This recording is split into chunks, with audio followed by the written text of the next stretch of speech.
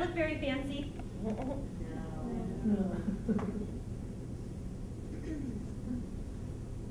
Okay, so the program I want to talk about is Fancy Nancy. And I like tutus, so I make the kids make tutus. I have tutu making kits if you guys want to see them or even take one that I used with the kids. And I did this because I like throwing princess parties, and any excuse to read Fancy Nancy is a good one for me.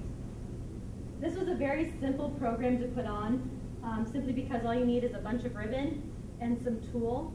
And they sell pre-cut tulle at Michael's down their wedding aisle, so all it takes is one teen volunteer to do this a couple dozen times. And so they just take this and they tie it around the ribbon. Theirs isn't going to be as big as mine, but they do get a nice little tutu that they can use. In addition, because we did that, I taught some of the girls a little bit about ballet. We learned a couple of different French words, and we have fancy things like pink lemonade, and the girls learned what a meringue was. Most of the girls had never had a meringue, but they knew what a cookie was. So we learned some fun things like that.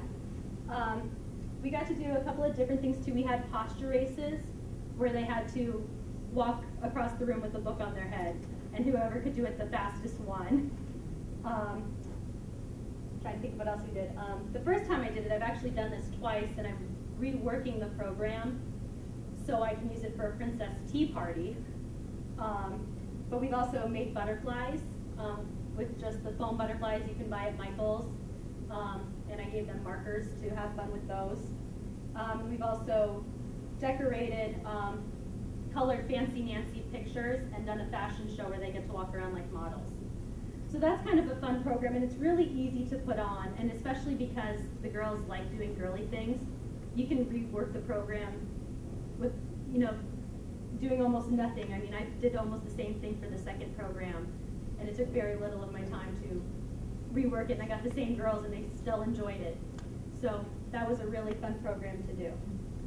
Okay, so on this side, I have the Arts and Crafts Club. This came about because we had a wall that constantly needed to be decorated, and it gets really tiring trying to think of new things to put up on bulletin boards and whatnot. So Arts and Crafts Club is a once-a-month program. I do it the first Monday of every month. And I have kids, they're all school age, they're ages 5 to 11.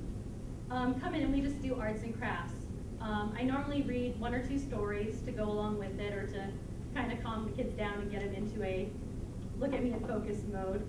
But we do crafts. So for October, since it was Halloween, we made skeletons and pumpkins.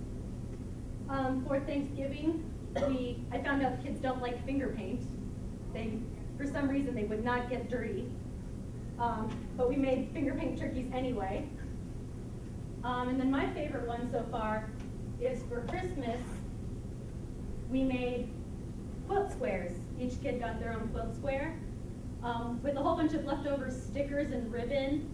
And I just put a whole bunch of hodgepodge in the middle of the table, and they got to decorate it however they wanted. So then I made a big tree for the wall, so we had a big Christmas tree up in our department. In addition, we also did thumbprint art for January.